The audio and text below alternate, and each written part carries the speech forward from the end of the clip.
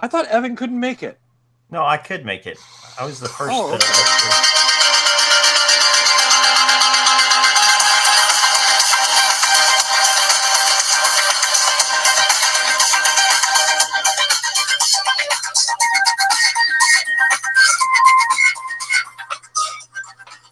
Hello, everybody. Welcome to the show, the Tesla Life 71 on October 31st, 2018. I do not have a place card up on the screen. I have one made, but it's not showing, so we're just going to move on. Today, we're facing some technical difficulties.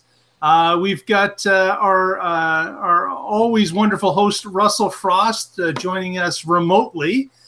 Because he's had some technical difficulties getting on with the show, but we're glad to have him. Thank you, Mark. Thank you very much. I have 5 megabyte service right now to my house. Ooh, that's 5. I know, right? Reveling in 5 megabyte service. So I'm working off of LTE, but thanks for allowing me to come in and sit in anyway. Very good. Very good.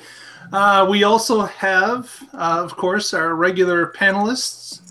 We've got Tony Schaefer, who is of Chicago, but he's somewhere else tonight. Tony. Yes. Where in the world is Tony this week? Turns out I'm in Houston for work. I'm in a hotel, a lovely hotel scenery behind me. I'm working on the free Wi-Fi, so we'll see how this goes. Holding up so far, so well.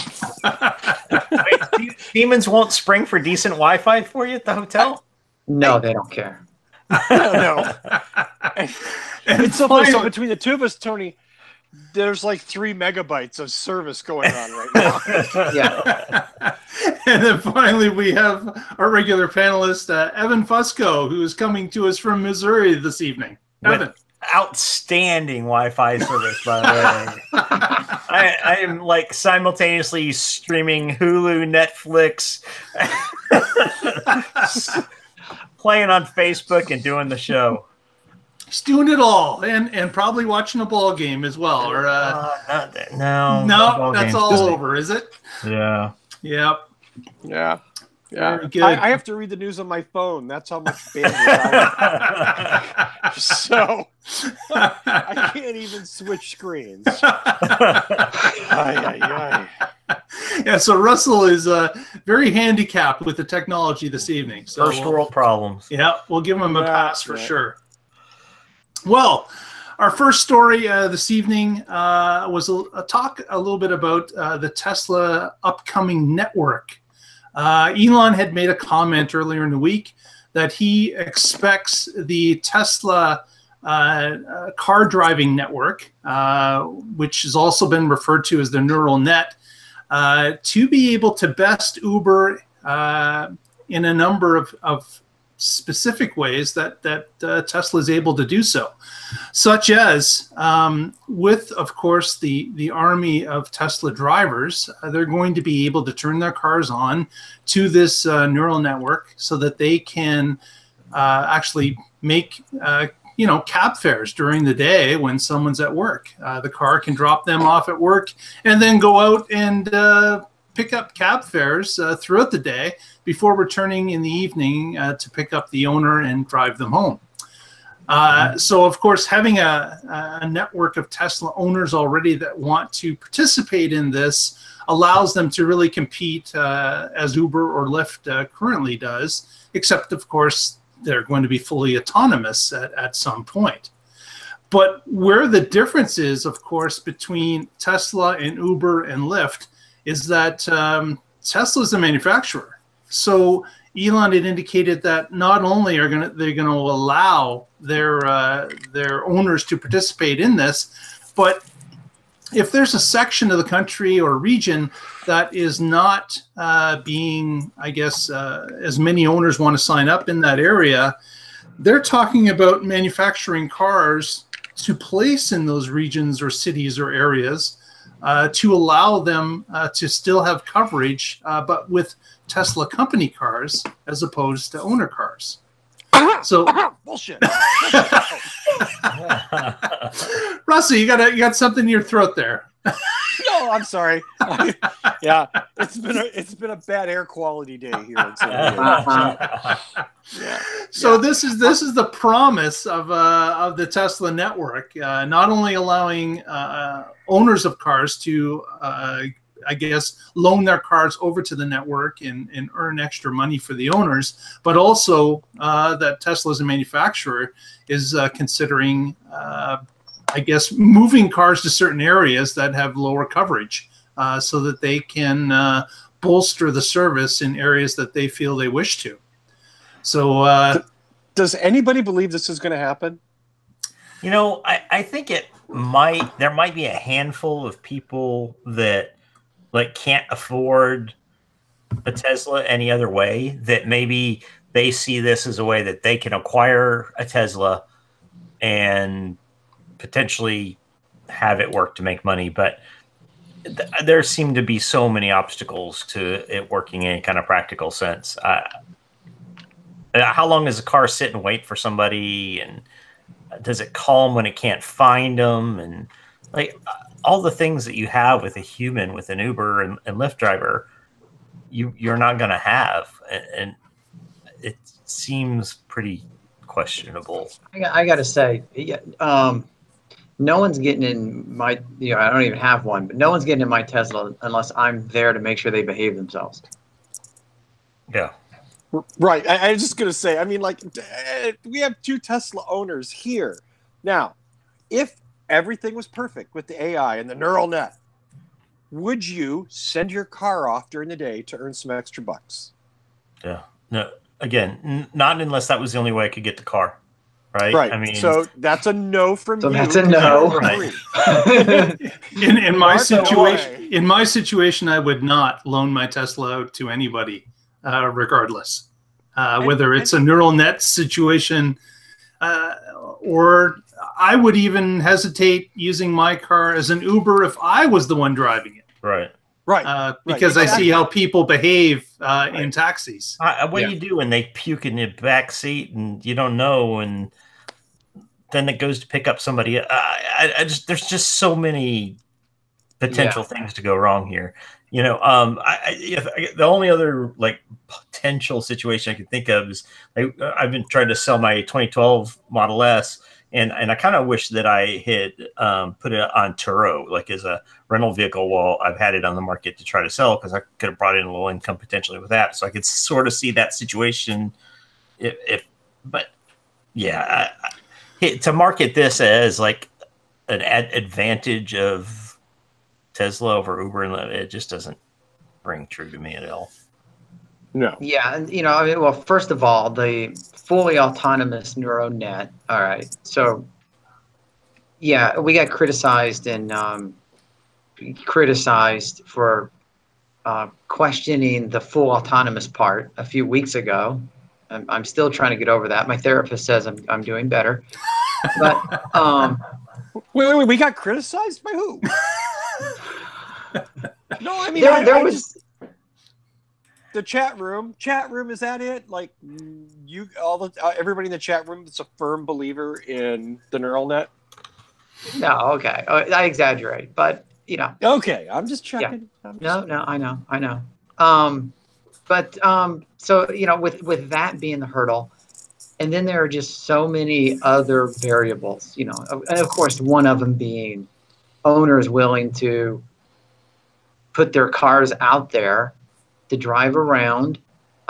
Somehow you'd have to take into consideration the autonomous car getting low on battery and saying, no, I can't pick you up because I'm low on battery. I have to go park at my owner now. If Tesla provides a bunch of autonomous cars that are driving around picking people up, what happens if their batteries get depleted? Are there going to be humans stationed somewhere to plug them in? I would have to say it would have to be, because there would need to be a home-based garage for those cars. RoboSnake, Tony. RoboSnake. We got a job for stripper bot. Yeah.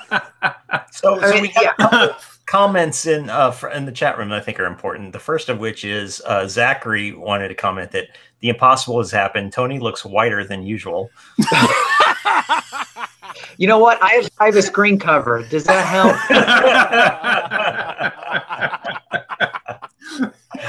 I asked if anybody would in the chat room would be willing to use their Tesla for this purpose, and I got 2 comments back. I got both were hard no's. Let's see, and then John questioned. He wondered what the insurance companies would have to say about it, and I think that's an excellent question. That's huge. Yeah. So like, you're going to send your car out all day with unknown passengers to unknown locations without your presence in the vehicle. Yeah. And, right. Oh yeah. There was another thing that popped into my head while I was reading the article, which was, can someone hop in the driver's seat and override the autonomous mode? Yeah, interesting. Allegedly, no, right? But there should be a lockout. I think the other thing too is what the communities are going to say about this. I mean, living in one of the most Tesla dense areas of the country, not the Bay Area, but in Southern California, there's a ton of Teslas here. So I just want to imagine what happens to local traffic when a good portion of those Teslas are running around. Empty, so if you rush hour 24/7 nonstop, looking for rides, I'm going to tell you, local communities are going to lose it. Okay, because nobody wants that. Queue of Teslas just rolling down the road looking for rides. Yeah. I mean, already the ride-sharing traffic here is pretty insane. I want to tell you, the amount of vehicles with Lyft and Uber signs in them cruising around all day long is significant.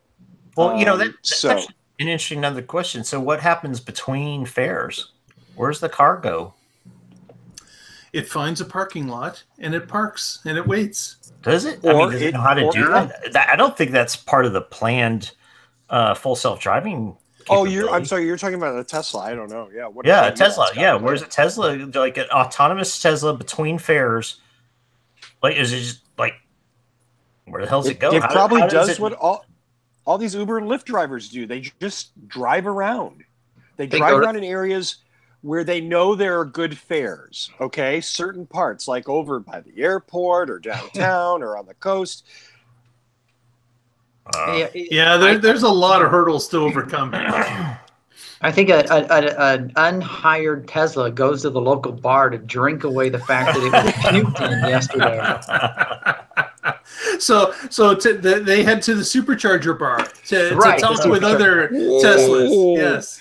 Yeah. Like Teslas flirting with each other. All of a sudden, we've got all kinds of robot problems that we don't know how to manage. and that's how iNeves are made. Well, before we go down the rabbit hole too far, let's move on to our next story that Evan has about improvements to regen braking in an over-the-air update. Yeah, so this is a nice little story came out. So Tesla just started releasing the latest version 9 software update. It's 2018.42, and one of the update, we're kind of used to getting updates from Tesla that change the user interface a little bit, or there are minor bug fixes and things like that. But this was kind of a reminder that Tesla can do more than that. They can actually change the way your vehicle functions and improve that functionality. And what this update included for rear-wheel drive vehicles only, it did not impact the all-wheel drives, is that it improved the regenerative braking force. And as they say, Model 3 regenerative braking force has been increased to improve the driving experience and increase how much energy is actively returned to the battery when slowing down. And most of what we've been seeing online is people are noticing a significant improvement in an increase in strength in that regenerative braking when they drive. And we have seen this before where they've changed braking, either or even acceleration pattern on the vehicle through these firmware updates. And I don't know. I think it's cool. I'm not sure how much difference it's going to make. I don't think we're going to see people's range jump up by 50 miles or anything along those lines. But it is good to see that they can make improvements where they find a need for it.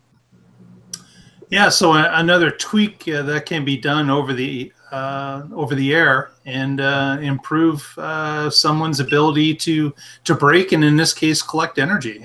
It's the advantage that Tesla has that that nobody else seems to have, where they can do these little tweaks as time goes along and improve situations.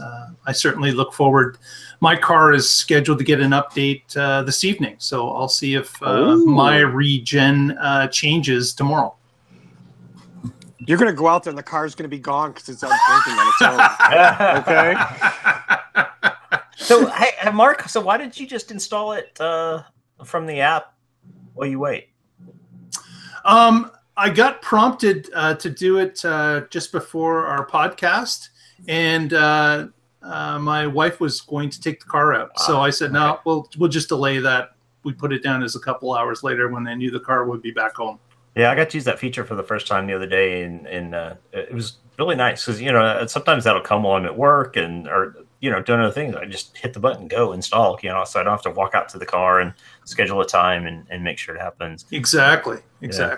So this new update, the 2018.42, is a pretty big update, actually, considering that version 9 just came out. This added, besides the regenerative braking, added a multitude of changes. It added the support for the actual Model 3 key fob as yet to be released to anybody I know anyway.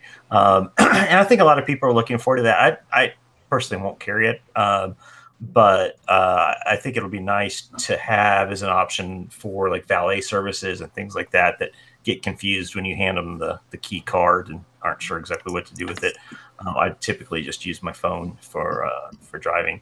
And then the long promised Navigate on Autopilot was released as well with some variable success.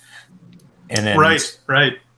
And then one of the biggest complaints about the version 9 when it first came out was the rear view backup. The backup camera was locked on the Model S and X to the lower part of the screen, and you would not believe how people freaked out about that. I mean, it literally, like, people cursing, and it was unbelievable how big a deal they made of that. And so this added the ability to move it back up toward the top of the screen.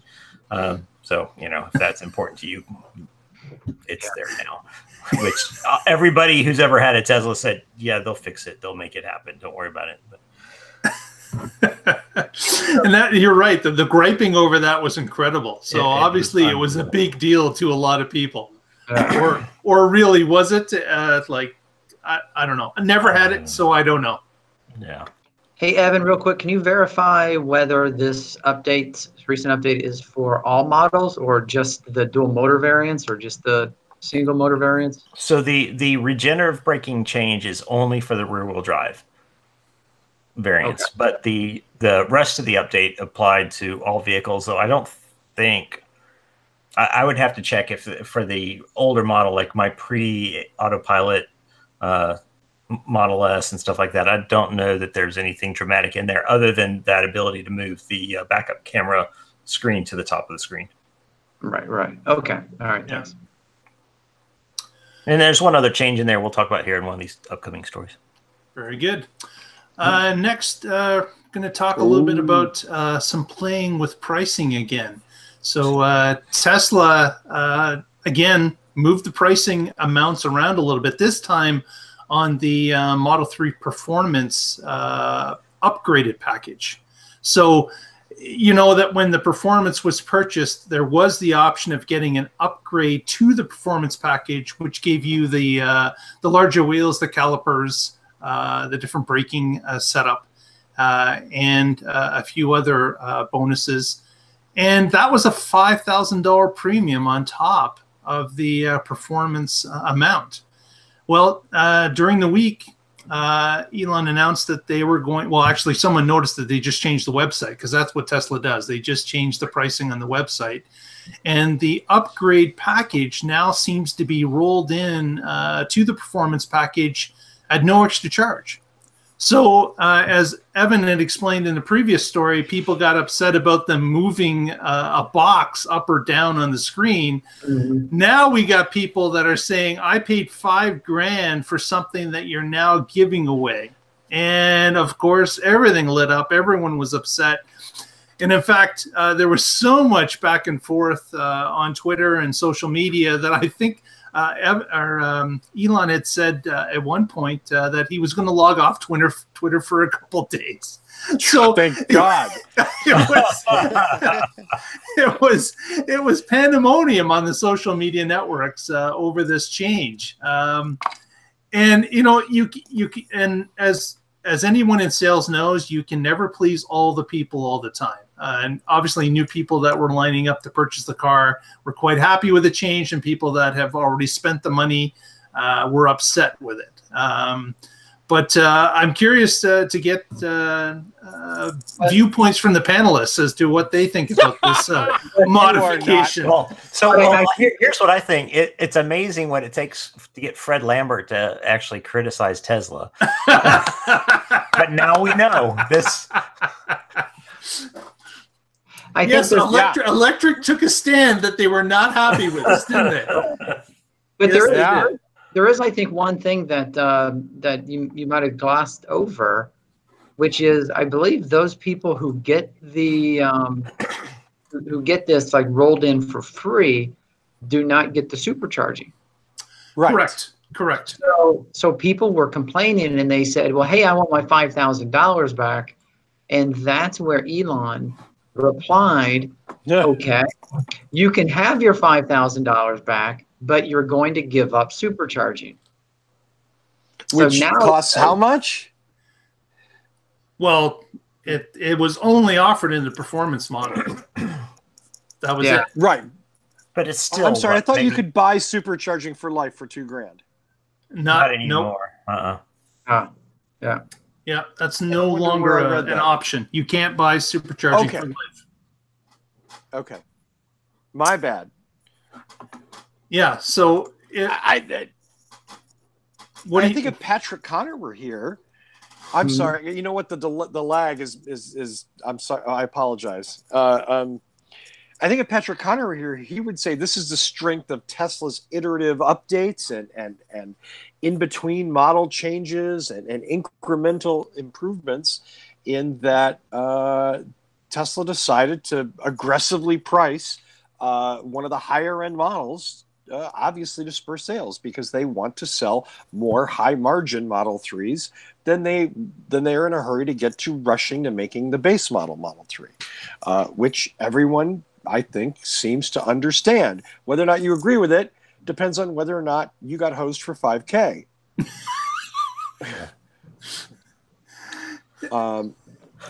I don't know. I mean, on one hand, I see both sides of this. Like, I think it's kind of funny that, like, a lot of people are bummed. But this, again, to quote my friend Patrick Connor, Tesla, you know how they do business. This is the way they do things.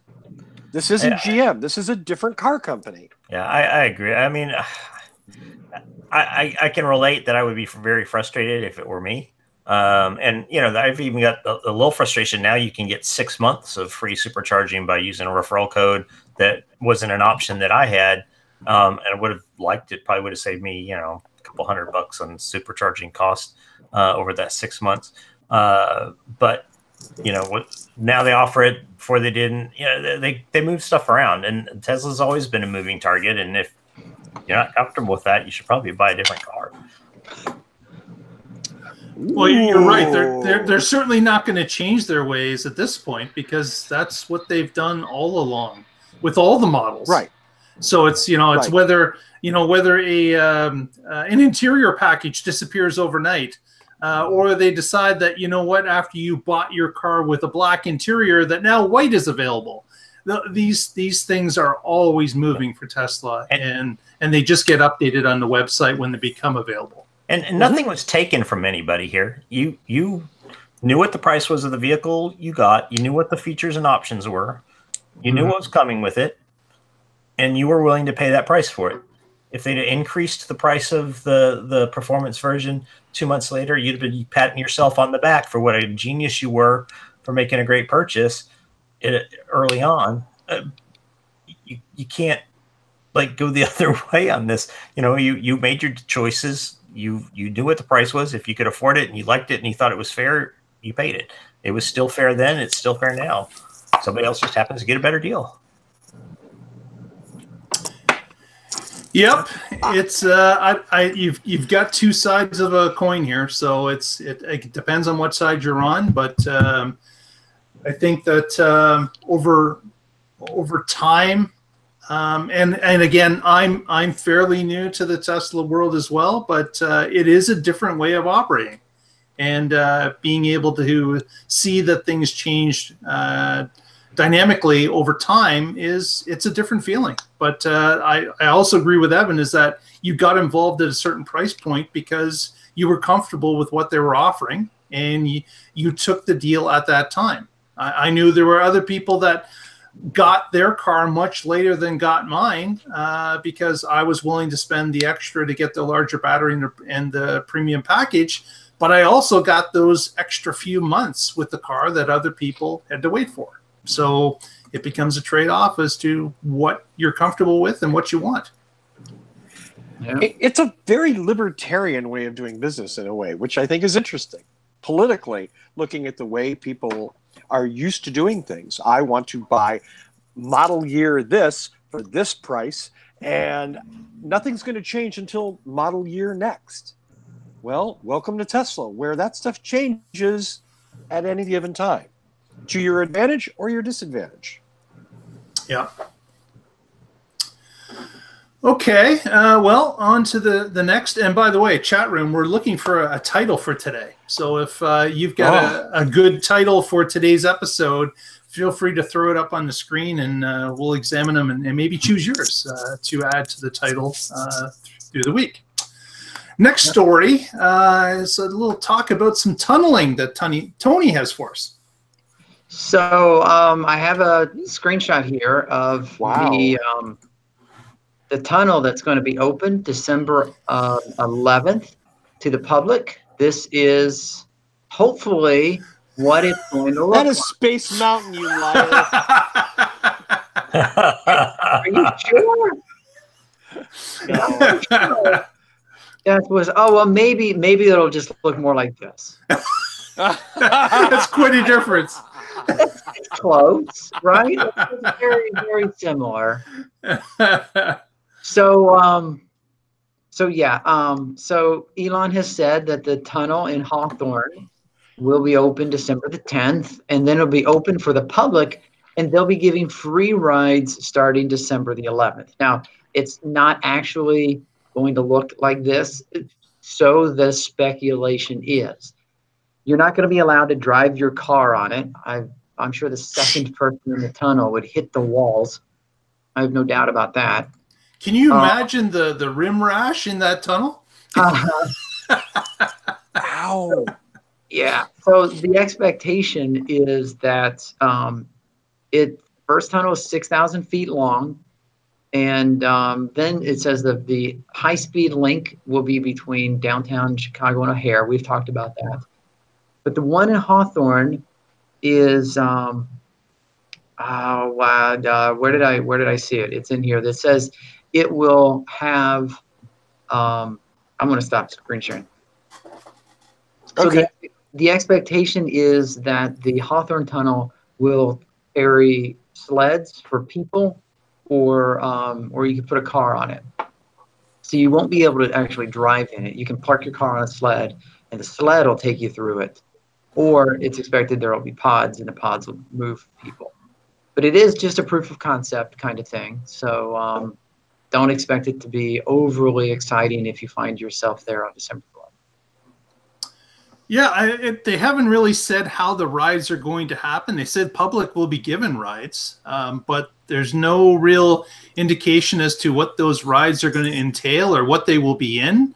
Or how far they will be. It's just kind of open for interpretation. I guess on the 10th, there will be some sort of media event or announcement. I'm sure there'll be videos here and there, but there's been no real indicator as to, how they're going to transport people in this ride that they've deemed to happen on the next day, the 11th. Yeah, I'm sure that it will be before noon. Well, let's see, they're on the West Coast, but still, it'll be first thing on the 11th, and it's, I guess, the 10th. Social media will be lit up with views from inside the tunnel. Right. So this is their concept, and it's a 2-mile tunnel, and it runs along right underneath a street in Hawthorne. And this also tunnel will connect with O'Leary Station, which is the house that they bought along the route, completely ripped down and dug a 40-foot hole where the house used to be. And that's going to be some sort of a scissor lift in there as well. So yeah, I'm interested to see what this is going to be like. I'd be interested to see if I'd love to see it in person as to what this is going to be, but I guess we'll have to wait till the 10th. So other thing from the article.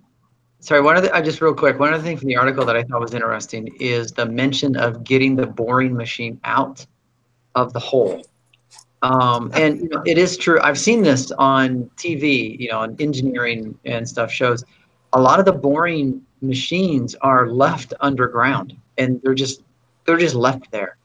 But as we know, Tesla and SpaceX, the company that lands its own rockets, they're not going to leave anything underground. So they're working with the community to have the machine tunnel its way out of the tunnel. Tunnel itself out.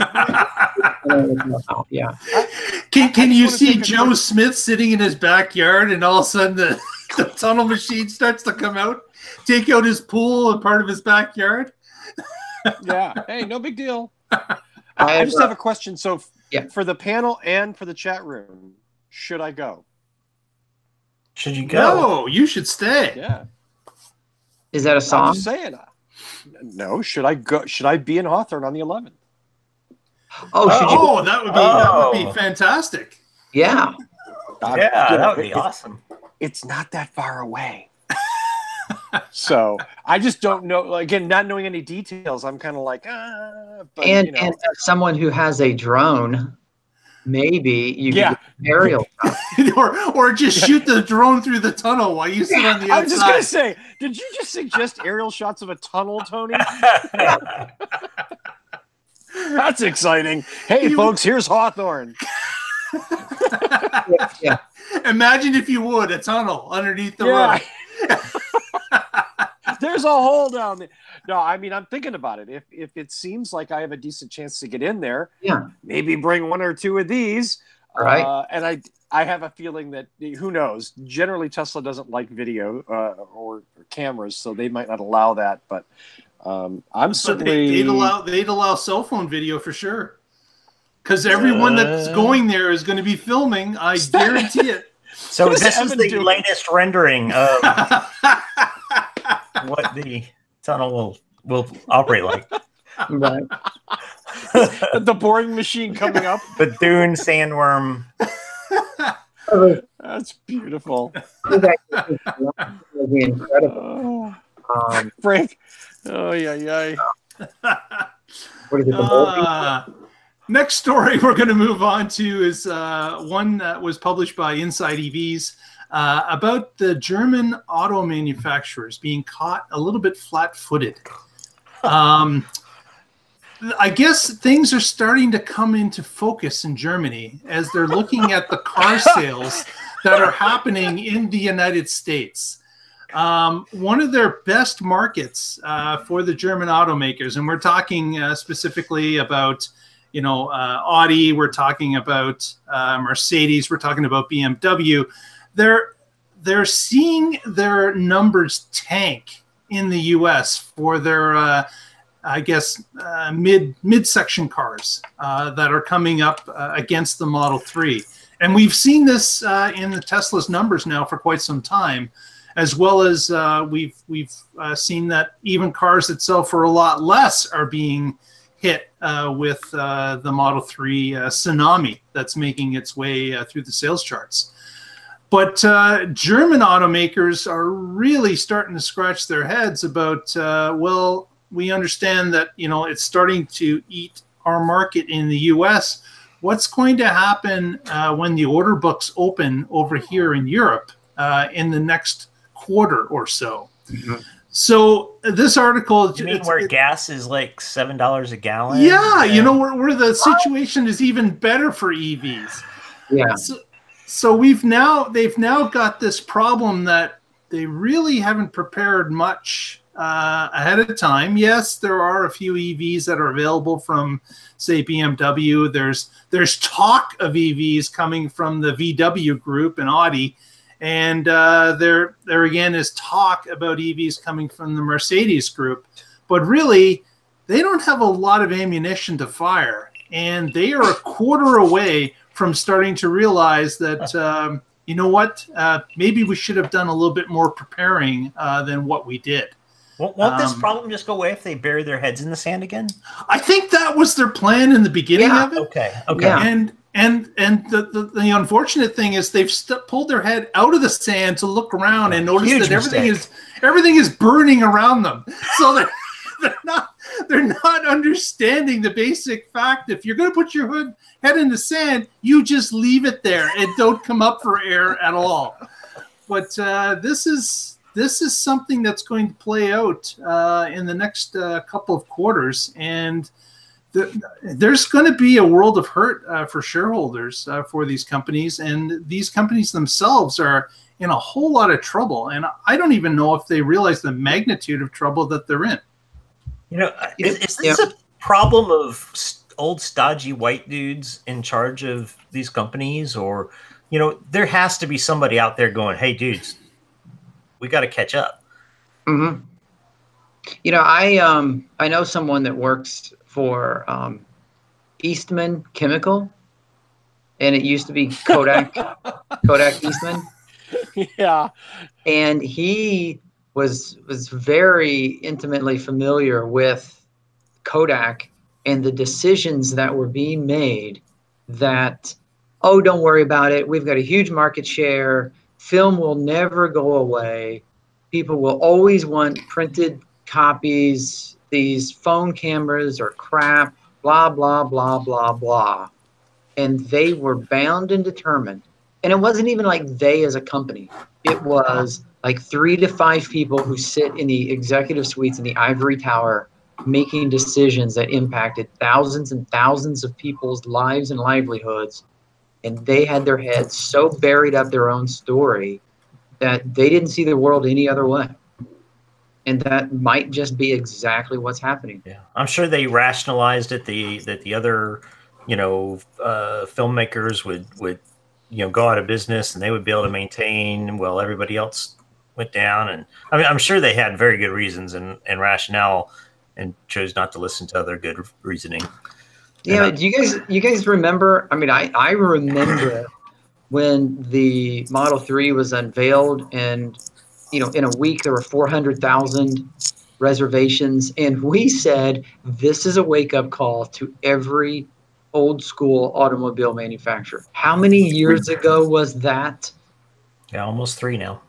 Almost 3, yeah. And they're still surprised. I think you have to take into account a couple of things. Number one, something that I've talked about before on What Drives Us, which is this sort of like assumption that a CEO of a major company is competent. Okay? And the truth is, not so much.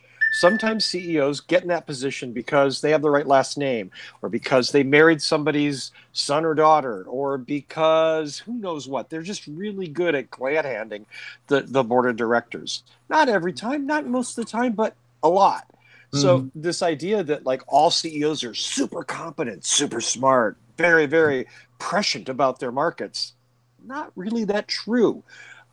There's also corporate inertia. Big companies are big, huge juggernauts. And Volkswagen's big. Don't have the ability to change direction very quickly.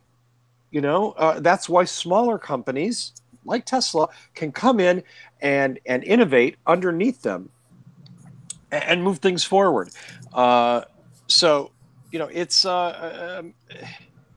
It's not surprising that the German companies are being caught flat-footed, as it were. I'm just curious. I just looked it up. Trying to find out how much money Volkswagen is worth. They're the 6th largest company by revenue, is what it says. largest company, not just car company, 6th largest company. So they're pretty big. In fact, they're right behind Toyota, revenue-wise. Do you know what brands they have? And why this is so dangerous for them? So Volkswagen Group represents Volkswagen, Audi, Skoda, Bentley, Bugatti, Lamborghini, Porsche, Ducati. Now, those are all, with the exception of Volkswagen, fairly small brands. Yeah. And you can see where somebody like Tesla could come in and put a serious hurting on them.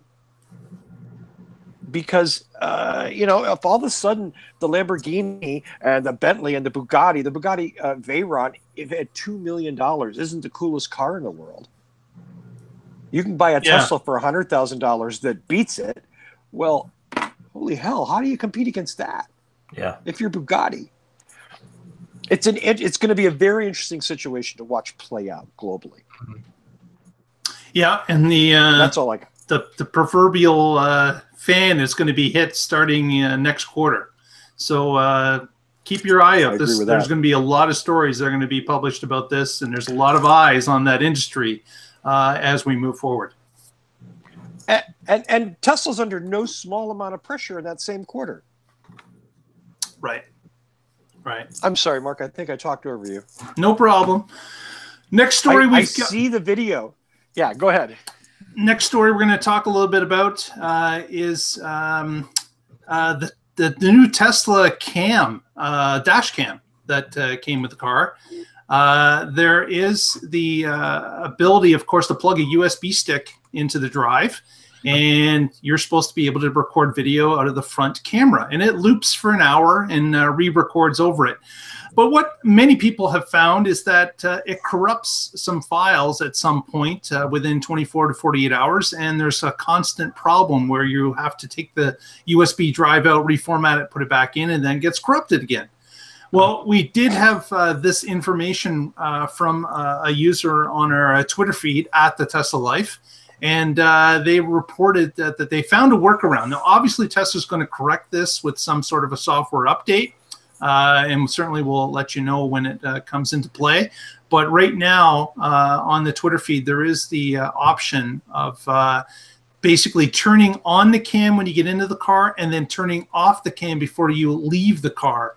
And that will keep it from being corrupted. So again, it's not a great solution because you have to remember to do things, but it is a workaround that if you want your dash cam to work reliably, it's one way to get around it. So a couple things. This doesn't always work. I've corrupted at least 2 when I was very religiously doing this before getting in and out of the car. And the problem that was causing the corruption or error on the thumb drive appeared to be related to the car shutting down before the USB had undocked. And so it basically put a partial file on there and broke it. You didn't actually have to reformat the thumb drive. If you put it in your PC, it would tell you that a problem was found and you could fix the problem. And then if you went in and deleted all the excess files that were in there, the small files, you could reuse that thumb drive without having to do a formal reformat of it. And it worked fine. And then I got the version 2018.42 firmware almost 48 hours ago and put a new thumb drive in now almost 36 hours ago, and it has still worked without me doing anything special. I haven't had to pause it before getting in and out of the car. It's worked solidly. Now it's only 36 hours, so I'm not willing to say that there's definitely a fix in this firmware.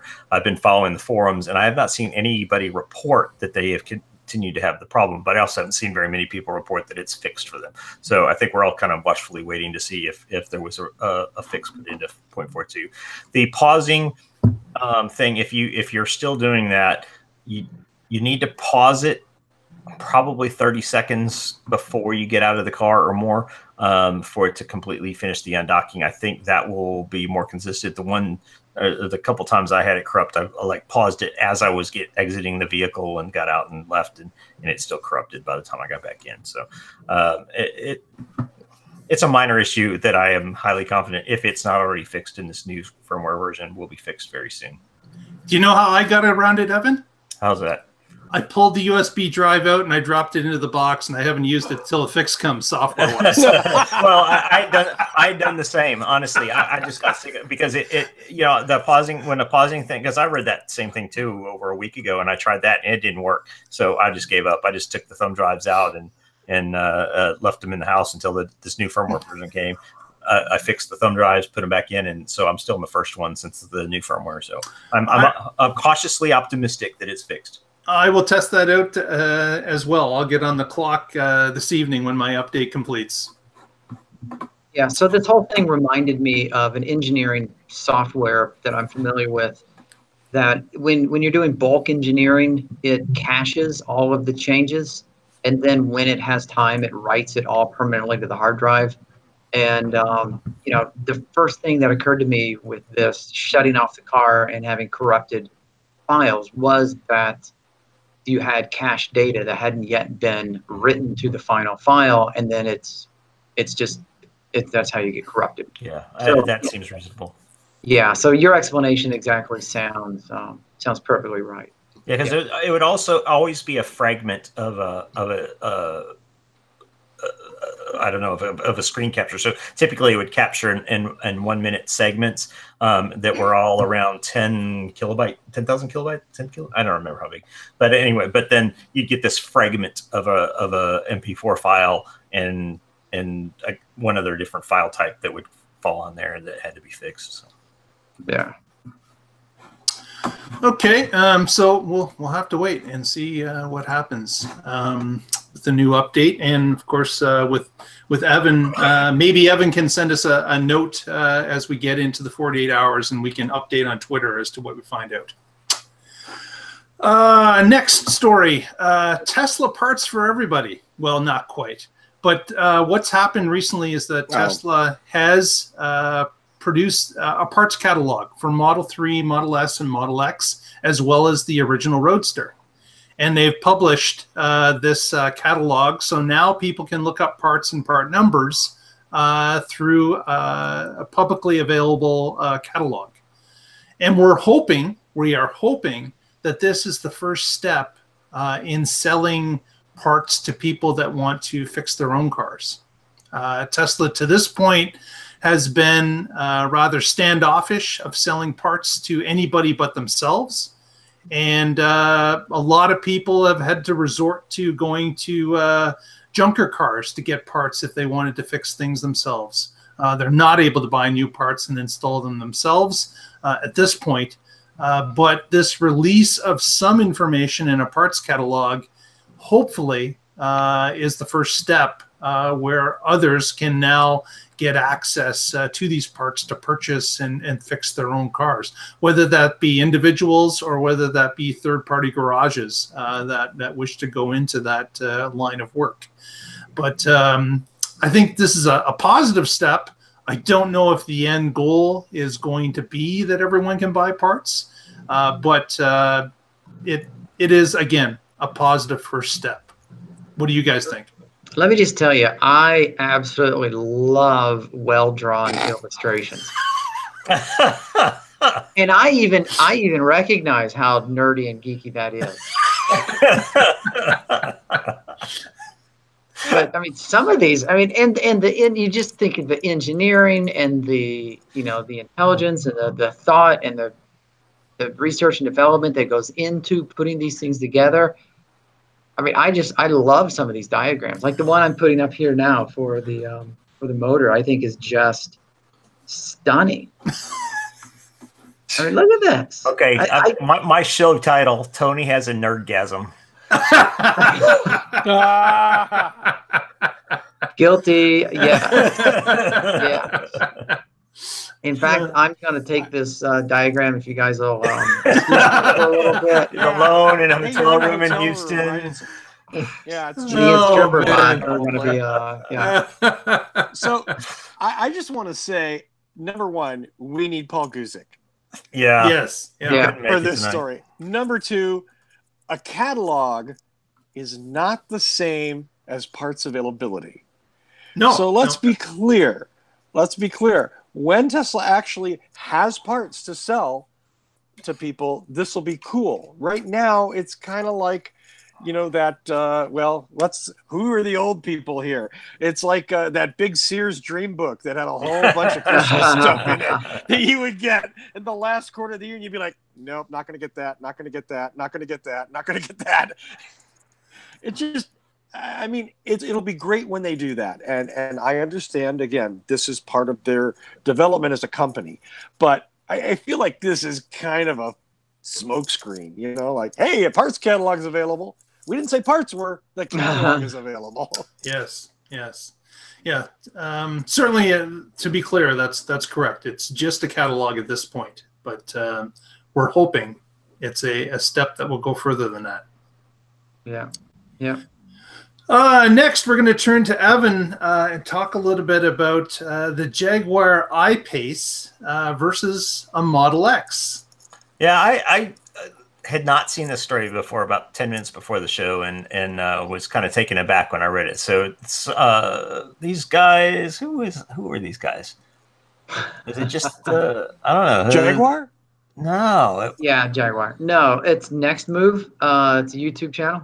Okay, so they got their hands on a Jaguar I-Pace with a 90 kilowatt hour battery pack and a Model X 90D, so obviously another 90 kilowatt hour battery pack.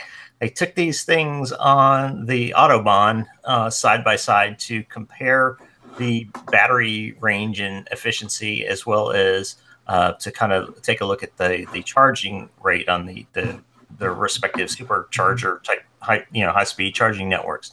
And there was a very impressive difference in the performance between these two vehicles, whereas the stated efficiency at range and charging rates of the Jaguar I-Pace sound comparable or better than the Model X, which seemed logical because the Model X is larger and heavier. In real life, the Model X dramatically outperformed the I-Pace. The Model X at speeds ranging between 58 miles per hour and 68 miles per hour showed an average consumption rate of where was that? 282 watt hours per mile. The I-Pace was 362. So the X was 23% more efficient in driving it at those pretty typical highway speeds. And I think that's dramatic. I mean, you're talking, highway speeds are really kind of what matter, I think, when you've got these vehicles. If you're driving, 45 miles per hour, you're doing local driving. If you're on a trip and you're traveling and you want to cover some distance and reduce your charging times, you need the vehicle to be fairly efficient. And 362 that's like a really bad day in the winter in a Model S or Model X, where you're not doing well at all.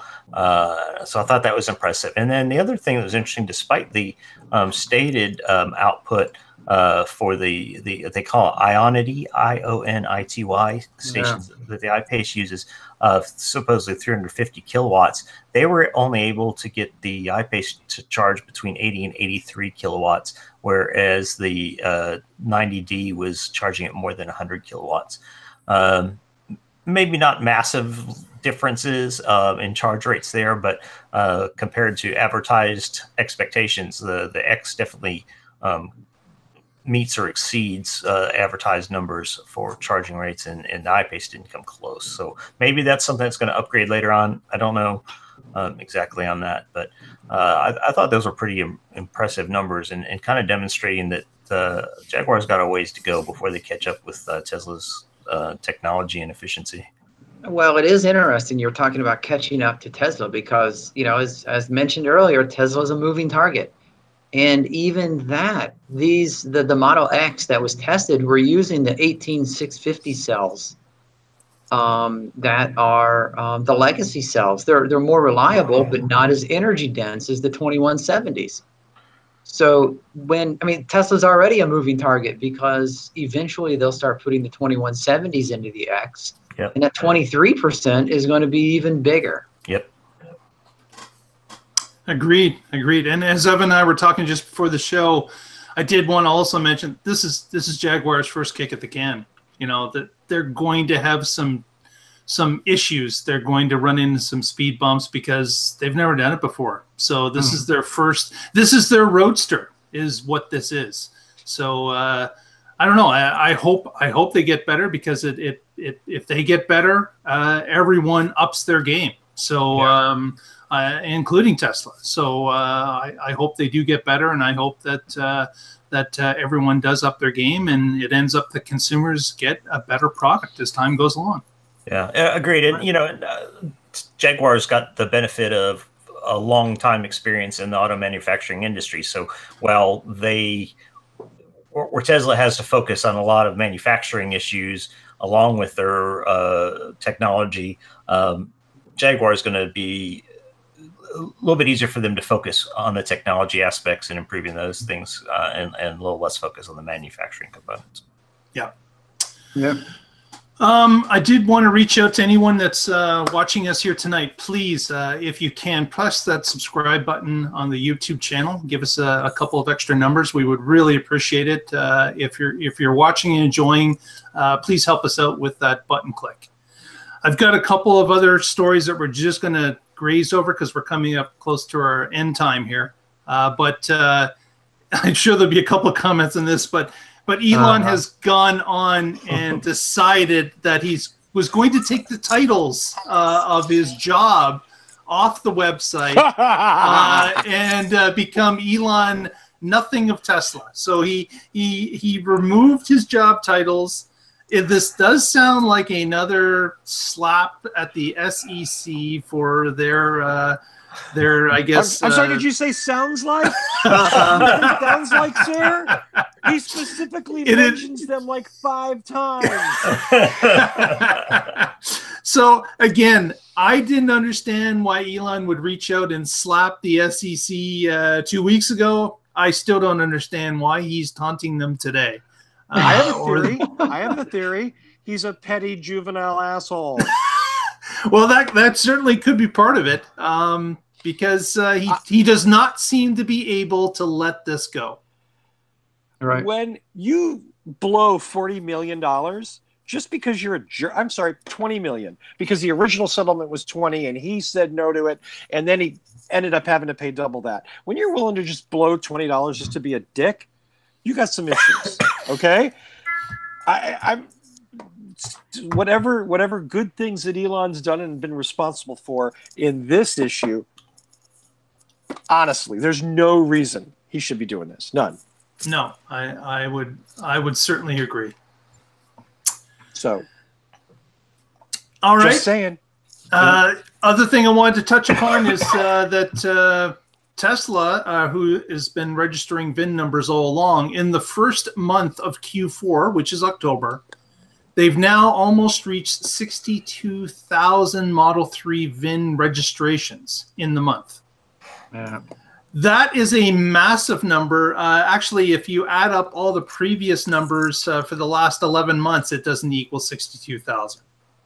So there is a huge amount that they're betting they're going to manufacture and continue to do so. This is a really large number.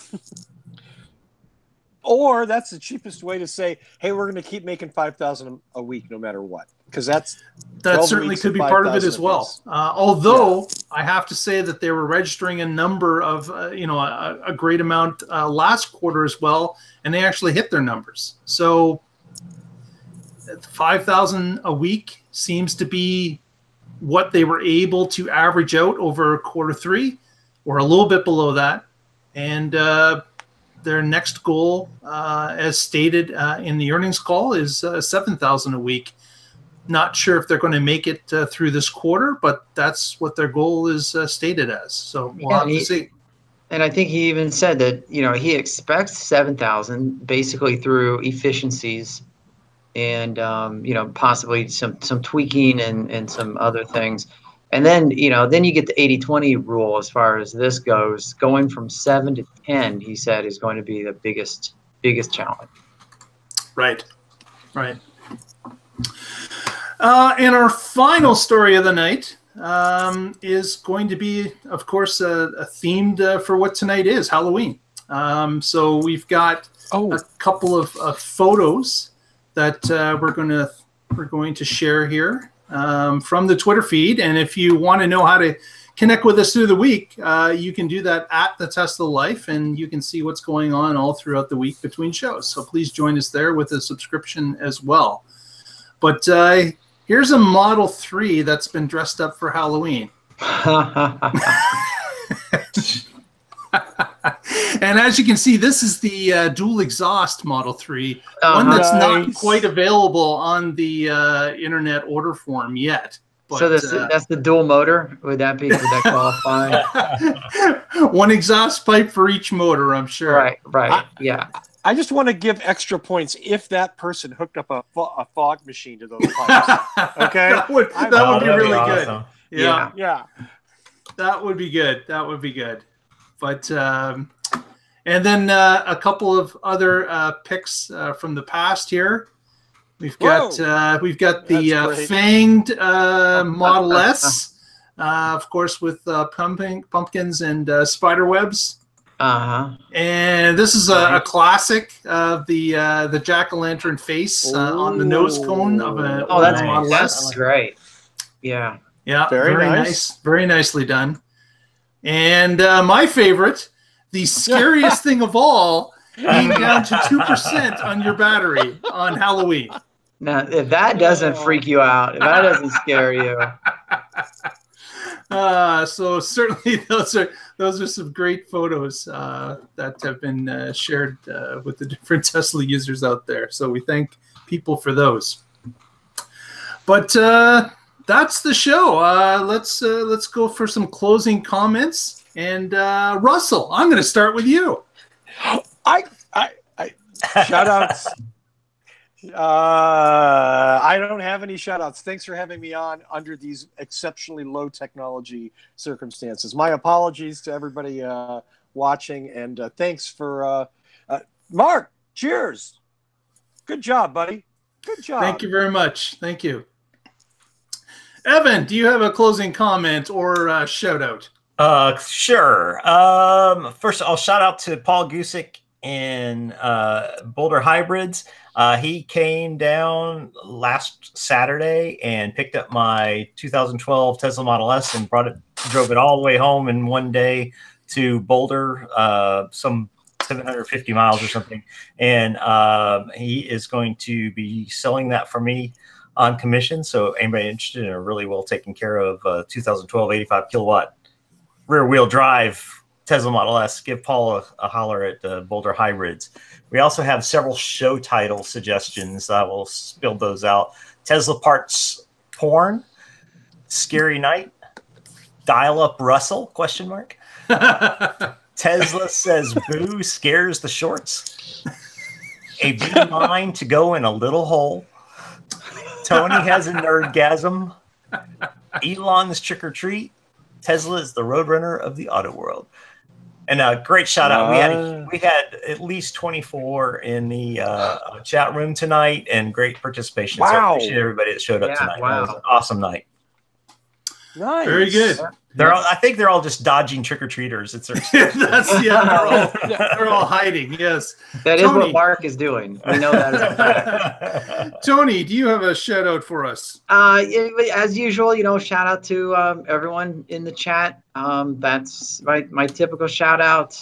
I do want to show this is what's rolling through Houston right now, through Texas. It's gotten pretty wicked at times, which I have to admit, I'm really surprised that it's raining this much on a Wednesday, because typically this doesn't roll in until an hour before my flight. Yes. So at least it's getting it out of the way. Yeah. Very good. Very good. Thanks to everyone in the chat. Thanks for joining us. It's awesome. I want to send a shout out, of course, to the chat room. People have joined us on this podcast this evening. Thank you very much for Evan, Russell, and Tony for joining today and having a successful show. I'd also like to reach out to Lee Moon. Thank him for the theme music that we use on our show on a regular basis. Thank you very much, Lee. You rock. And even if you shame me by remembering what I always forget. Even if the playing of the music is poor quality, but because my player is not all that good. But what can you do? And the other thing I'm going to make a little bit of a difference this week is I am going to actually show the show title at the end of the show. Ooh. Wow. So here we go, people. There we go. Thank you very much for joining us, and we'll catch you next week on the Tesla Life. Woo-hoo!